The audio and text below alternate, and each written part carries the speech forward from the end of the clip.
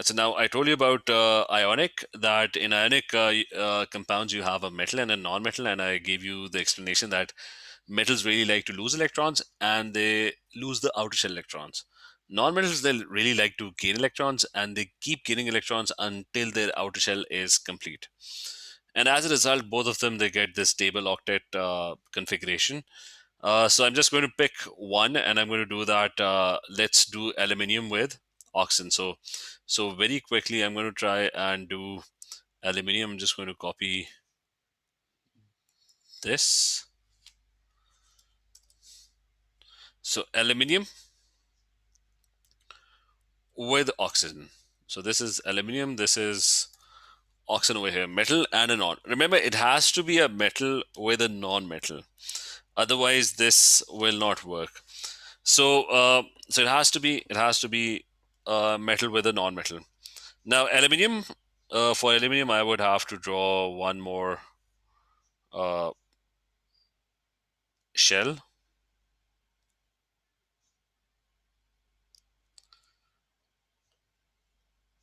This one. Now aluminium has a total of 13 electrons. It's aluminium has 13 protons and 13 electrons. So the electrons, the protons and neutrons are in the nucleus, and aluminium has an electronic configuration of 2 and 8. And the last shell has a total of 3 electrons. And so that's your metal, and you have oxygen, which has a total of 8 electrons. So oxygen has 8, 2 in the first, 6 in the second shell. So first thing, this one is a metal. It will like to lose electrons. And exactly how many electrons would it lose? ठीक Anyone, can anyone quickly answer this? How many electrons would it lose? Three 3. electrons. 3. ठीक है. So just remember, don't care कि वहाँ पे कितनी जगह, I mean, how many electrons are needed at the other end. You just know that it should lose all its outer electrons. So it's going to lose 3 electrons. And when it loses those 3 electrons, all those electrons are gone. It's going to get a charge of positive 3. Yes, sir. And oxygen over here as a non-metal, how many electrons can it possibly gain? Sir, 2. 2. So this one would be gaining 2 electrons, and the symbol should remain because those electrons are coming from aluminium, so use that symbol. So this will get a charge of -2. Now clearly the electrons lost and gained are not equal. I mean, this is losing 3 electrons, but the other one is only gaining 2 electrons. So the simple shortcut that I told you was that if there is 2 written over here, what you're going to do is you're going to multiply aluminium with 2. And similarly, if there's 3 written over here, multiply oxygen by 3, which means that you should have 3 oxygen atoms. So if you have 3 oxygen atoms, each one would gain 2 electrons. So the total electrons that would be gained would be 6. And if you have 2 aluminium atoms and each one is losing 3 electrons, so the total electrons lost would also be equal to 6. So there's going to be 2 aluminiums and there's going to be 3 oxygens. Is this clear to everyone? Yes, Yes, sir. sir. Okay, so just don't get the dot and cross diagrams wrong. TK, make sure you focus on the detail. Now we're also going to talk about naming these compounds. How do you name organic compounds? For example, the first one, this was magnesium and nitrogen ions. Now remember one thing, when you're naming these ionic compounds specifically, so one of them is magnesium and the other one is nitrogen. But the thing is that when you name these ionic compounds, uh, the negative ion, the name changes. I'll just cut the whole thing. For the negative ion, the name changes. And instead of nitrogen, it becomes nitride.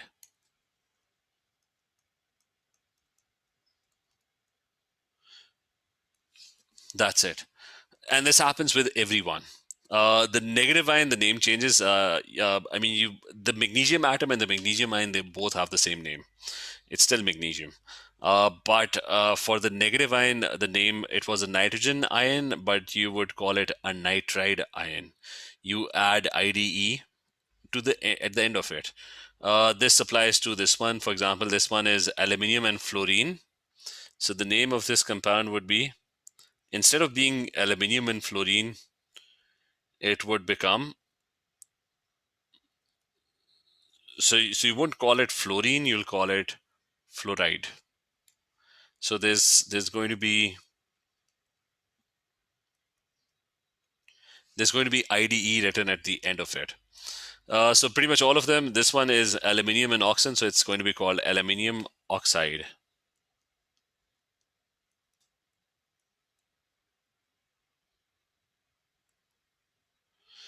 So is this point clear to everyone? Yes, sir. Yes, sir. So whenever you hear the term IDE, you just make an actual note on it on the paper. It's so whenever you hear the term IDE, it means that you're talking about the negative ion of the nonmetal.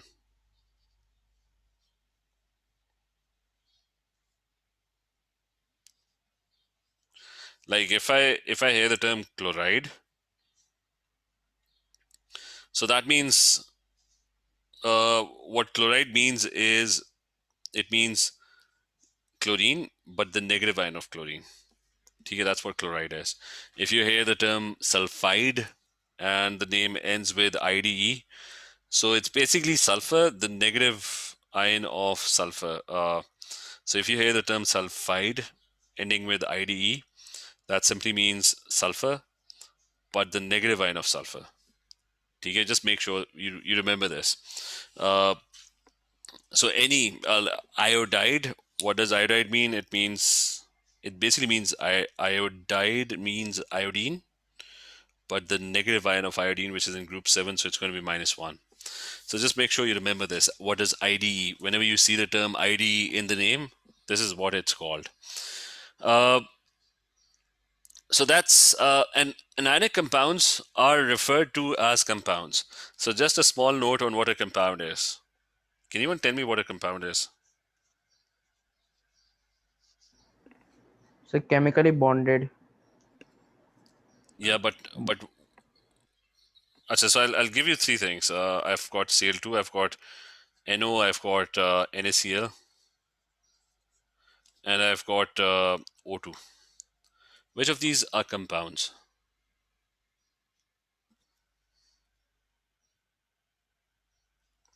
Anyone, any idea what is a compound?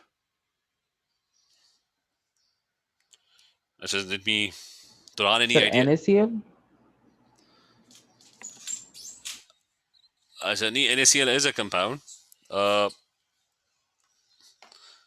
These two are not compounds. I'll just explain quickly what a compound is. Chemically bonded thing, that was correct as well, but partially correct. So what's a compound? When you have two or more atoms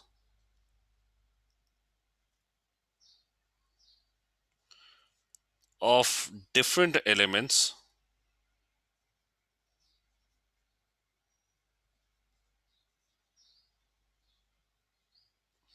bonded together.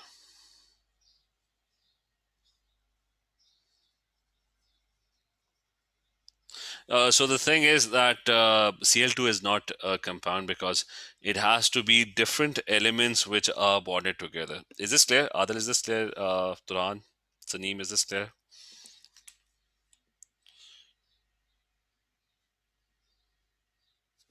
Okay. Yes. So always remember that. Always remember that it has to be two uh, different elements. I mean, it's obviously two or more atoms of different elements that are combined together. So all of these are compounds. All of the ionic compounds are always compounds, which is why they're always referred to as compounds. Uh, So this is different elements that they join together. And when atoms are chemically combined together, you use the term, you start denoting them with formulas. For example, how many aluminiums and how many oxygens does this have? It has 2 aluminiums and 3 oxygens. So when things are combined together, this is how you represent them. You use the small subscript 2 and small subscript 3. That there are 3 oxygens and there are 2 aluminiums. So it's Al2 and O3. This one, the other one, this one would be what? It would be Al. There's only one Al. You don't usually write one because even if you don't write it, there's just one Al. And F is 3. So that's AlF3. This one is going to be the 3 Mgs. So it's going to be Mg3 and N2. So this is the formula of magnesium nitride. So we're going to do the formulas later on. I'm not really focusing on formulas at the moment, but remember what a compound is. Okay, is this clear to everyone? Yes, sir. Yes, sir.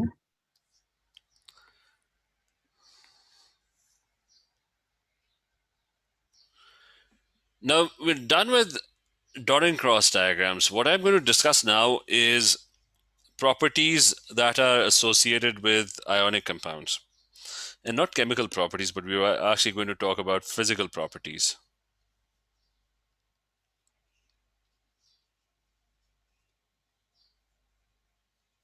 So we're going to talk about what sorts of physical properties they have, and the first thing we're going to talk about is the structure of an ionic compound. So the structure is they refer to as giant ionic lattices.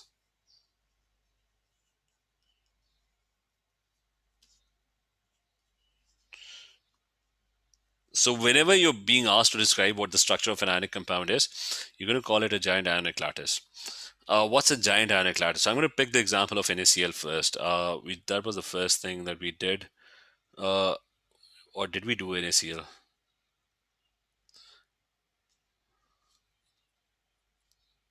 We must have done NaCl. We actually didn't do NaCl.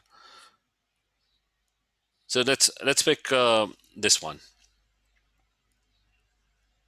So we did lithium with fluorine. NaCl is kind of the same.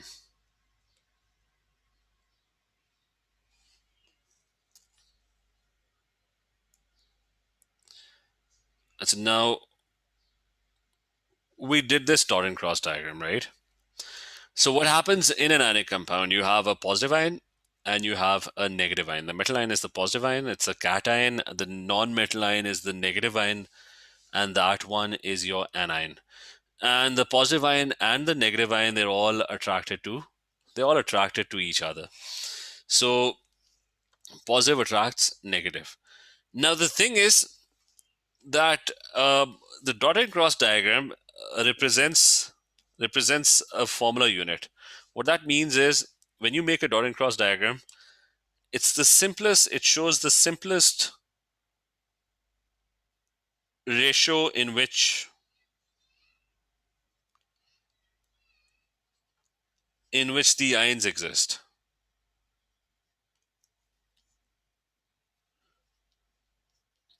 Like what this shows is that there's going to be one lithium ion and there's going to be one fluorine or fluoride ion. Okay, you don't call it a fluorine ion, you call it a fluoride ion. So lithium +1, fluorine or fluoride is -1. Sorry. So it's the simplest ratio that for every one lithium ion, one lithium would lose one electron and the fluoride would gain one electron. So the ratio is going to be 1:1. So the actual structure of lithium fluoride is not going to contain just one lithium and one fluoride. It's going to contain billions of them. There would be thousands of lithium ions and there's going to be thousands of fluoride ions. But the ratio of them would be 1:1. That for each lithium ion, there's going to be a fluoride ion. So the actual structure, which is referred to as the giant ionic lattice, that's going to be something like that. There's going to be a lithium positive ion, which would be attracting a fluoride negative ion. And that fluoride negative ion would be attracting a lithium positive ion, and the lithium positive ion would be attracting a fluoride negative ion. And this thing, the fluoride ion, would be attracting a lithium positive ion. The lithium positive ion would be attracting the fluoride negative ion, and so on. So there's going to be oppositely charged. It's going to be what's a giant ionic lattice? So I'm just going to explain what a giant ionic lattice is. That it's a regular arrangement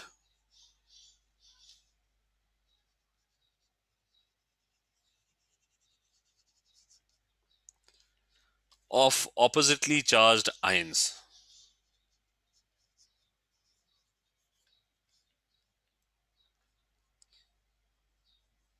So there would be billions upon billions of positive and negative ions, and they would all be attracted to each other. So the structure would kind of look like this. It's going to be, if I refer to an ionic lattice, I'm just going to copy paste one diagram. So it's going to look something like this. If it's, I mean, this one is a much better representation.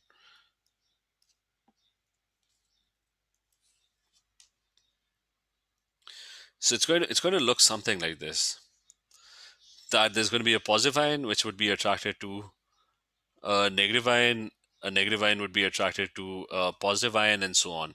So oppositely charged ions. And remember, it's always going to be, you have to be very careful that two negative ions are not together. Negative ion is attracting a positive ion is attracting a negative ion is attracting a positive ion, and so on. So it's going to be oppositely charged ions. Two negative ions are not going to be together. Two positive ions are not going to be together. So is this clear? What a giant ionic lattice is? Yes, sir. ठीक है, is this clear to everyone? Ashita, is this clear? Yes, sir. Acha, so that's one thing.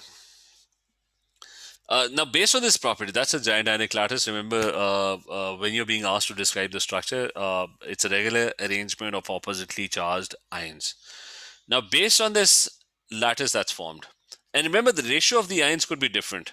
Like, for example, uh, you have and aluminium and oxygen ions. The ratio is 2:3. So in the lattice, there's going to be two aluminium ions and there's going to be three oxygen ions. So the lattice would not always be exactly the same. So I can show you the ionic lattice of aluminium oxide.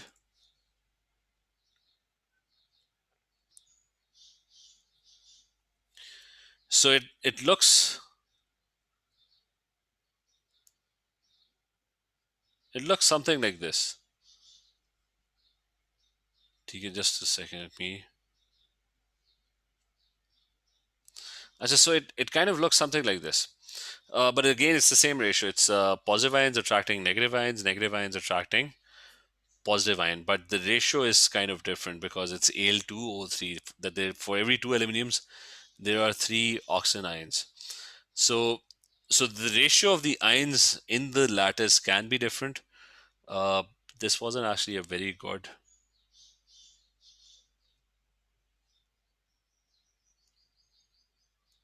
So the lattices can be very complicated. They just show you how the positive and negative ions are arranged relative to each other. Uh, but the whole point is basically you get the same. You kind of get the same. So you kind of get, at the end of the day, you kind of get the same uh, arrangement, like positive and negative ions all attracted to each other. But the ratio of the ions can be different. So the dot and cross diagram is your simplest ratio in which the ions would exist. In reality, the ions would be a lot more. Like when you see NaCl, it's not one Na and one Cl. It could be thousands of Na. Like there could be 10,000 sodium ions, and there could be 10,000 Cl ions. So let me explain this and write this as well, that ionic compounds are represented by formula units.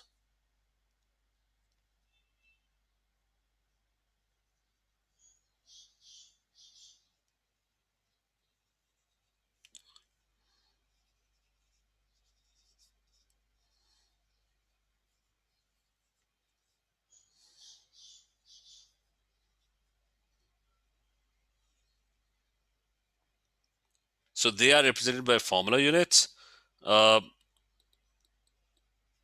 which don't tell you the actual number, they tell you the ratio.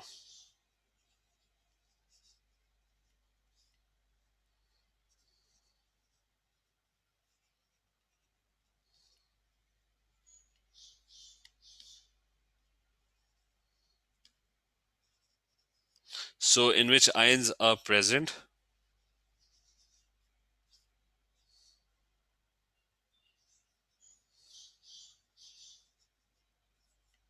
in the ionic lattice. So when you next time when you see NaCl, it doesn't tell you that there is one Na and one Cl. It tells you the ratio. So in reality, you could have 1,000 sodium ions and there could be 1,000 Cl ions in the lattice. It could be a very big lattice like this one. When you see magnesium fluoride, so there's 1 mg and there's two fluorines. It doesn't mean that there's going to be exactly 1 mg and there's going to be two fluorine. That's the ratio in which the ions would exist in the lattice. So if you have 1,000 magnesium ions in the lattice, there's going to be 2,000 fluoride ions in the lattice. Is this point understood? Is this clear? Yes, sir. Yes, sir. ठीक है, is this clear to everyone? Turhan, is this clear? Adil?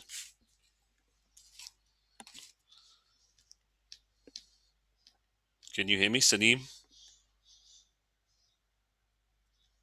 Yes. As the next one, properties. So we're going to discuss properties now. That was the lattice.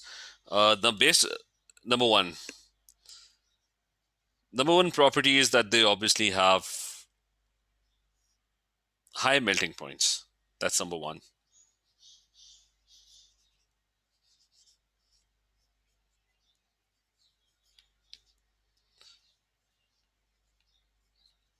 So it's really hard to actually melt them. I mean, you have your table salt, you can heat it, but it doesn't really melt that easily. So they all have really, really high melting points. Like, for example, if I just Google NaCl's melting point, that's like 800 degrees centigrade. So even NaCl, just a second, melting point, it's kind of 801 actually. So it's kind of really, really high.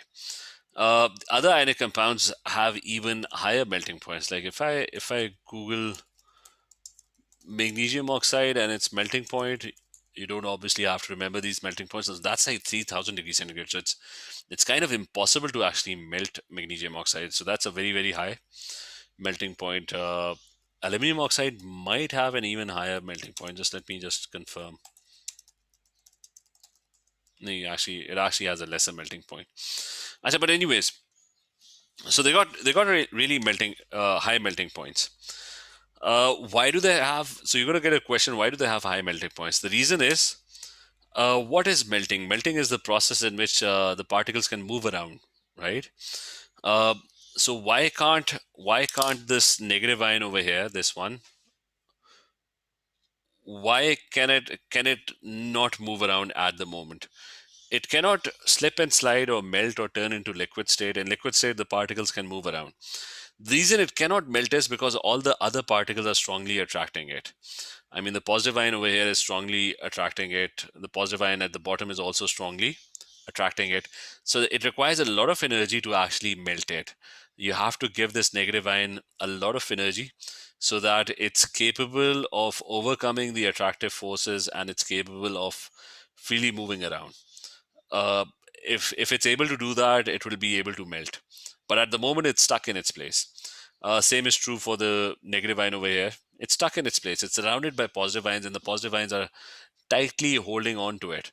They're not letting it move. Like it can't really move around, can't really go down, go up. It can't move around. So it would require a lot of energy to actually give it enough kinetic energy so that the particles can move around. So what's the explanation? You'll be asked this explanation. So the explanation is that positive and negative ions,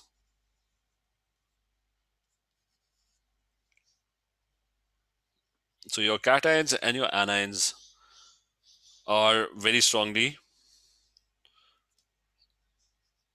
or you can simply say, just a second, where did the board go? Or you can simply state that the positive and negative ions have strong ionic bonds in the lattice.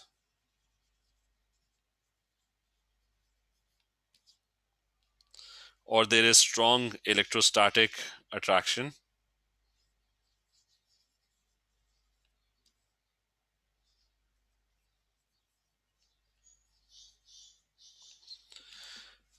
So positive and negative ions have strong ionic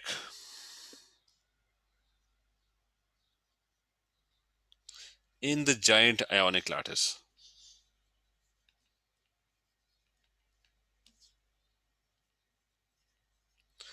Plus, the other thing is that it's not just one bond that you have to break. There are lots of bonds. I mean, this negative ion, you have to free. I mean, you have to free all of them. You have to break this bond between positive and negative, positive and negative. So there are lots of bonds. It's not just one bond that you have to break. You have to break a large number of ionic bonds, which is why the melting points are really, really high. Another thing is that we just learned that although you don't have to remember the melting points, we just saw that NaCl had a melting point of 801 degrees centigrade, right? And we also saw that magnesium oxide, on the other hand, had a melting point of something like I think it was 2872 degrees centigrade. If I remember properly, we can just 2852. Sorry, so it was 2852. Okay, no need to remember these. Can anyone explain to me? Can anyone explain to me why is NaCl having? I mean, they both have really high melting points, but why is NaCl having a lower melting point compared to MgO? Anyone, any idea?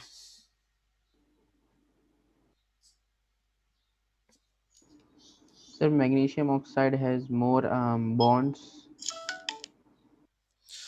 Is it more bonds? Anyone? It doesn't have more bonds. more strong force of attraction between the He, bonds. I mean, Saneem, the ratio is the same. It's 1:1. This is also 1:1.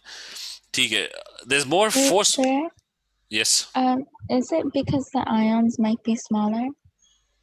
that's also. I told you that ionic bond somewhere over here early on. I told you when we were doing the first one. So I told you about the strength of ionic bonds. I told you that magnesium oxide and NaCl. Like if I draw the lattice, magnesium oxide also has the same ratio. It's 1:1, except that the difference is, if you can see a lattice, yeah, this one. Actually, this one is a better diagram. So I'll just copy this one. So I told you about the strength of ionic bonds. I told you that if the ions have greater charge, then the attraction is going to be stronger. So if it's +2 and -2, the attraction would be stronger. And the other thing I told you was that if the ions are smaller in size, they're more closely packed. So if they're very, very close together, then they would be stronger ionic bonds. So, there are two factors, which is why MgO is kind of like really, really strong. Okay, so there are two factors, and let me copy this image as well. I'll just let's assume this is NaCl instead of NaF. Uh, so one factor is that the attraction between +1 and -1 is not going to be that strong, right? And the second, I mean, +2 and -2, the attraction is going to be a lot stronger. Plus the size difference as well. Smaller ions, they make stronger bonds. So you can be asked about this as well, that why is MgO stronger? So the simple reason is Mg has a charge of +2, it's in group 2, and O is -2, it's in group 6, while Na is +1 and Cl is -1. So there's more attraction.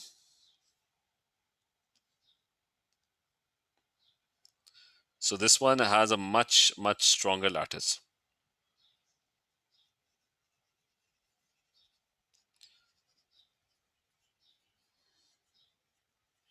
So this one has a stronger ionic lattice. Why? Because greater charge on the ions.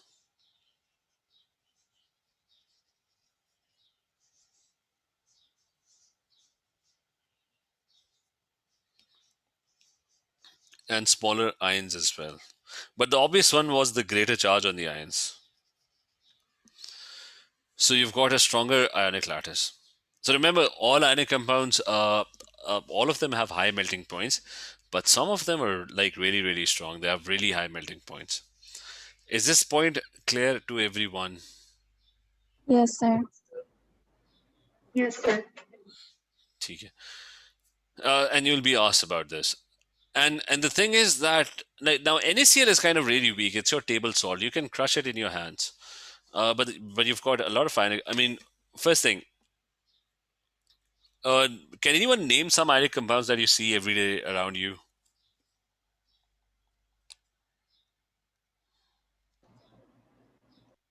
Like one is NaCl, obviously, but apart from that,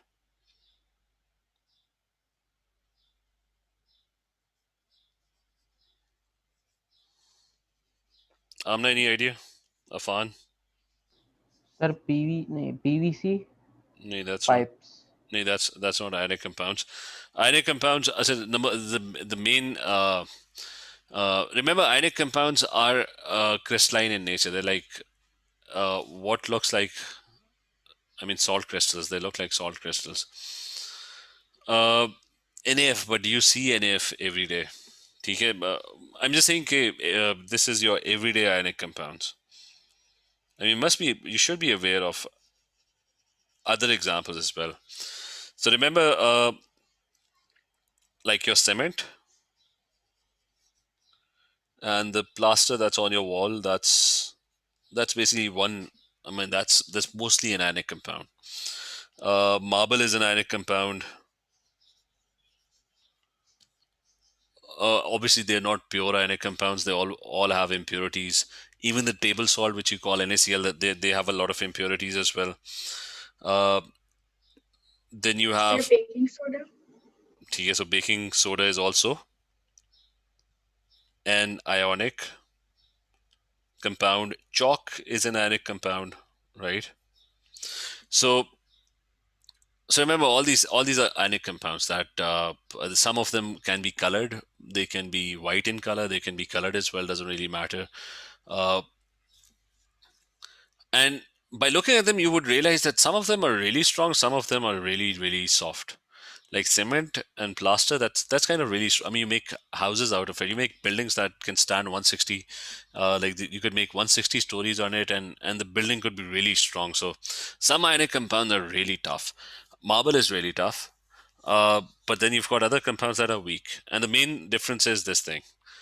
If the charge on the particles is really large, then obviously they're going to be very strong. Uh, they would be tightly held together. The attraction would be very strong, like in MgO. And if the charge is smaller, then the attraction would be a lot weaker.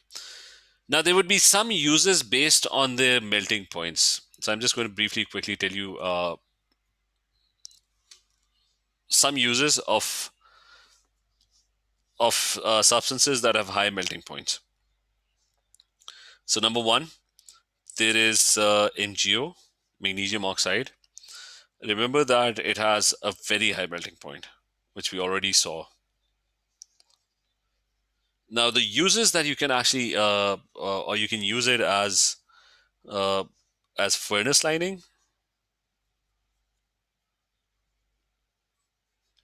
Like you have really, really large furnaces. So the lining of the furnace has to be made from a substance that could resist a lot of heat.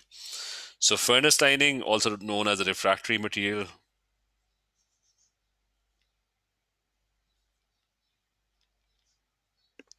For example, space shuttles are covered with, or your spacecrafts are covered with tiles, small tiles, to protect it from the heat. And those tiles are made from refractory materials like MgO. MgO is one example. You've got another one, which is aluminium oxide. That's also it has a very high melting point, and it's often used if it's often used in high voltage transmission.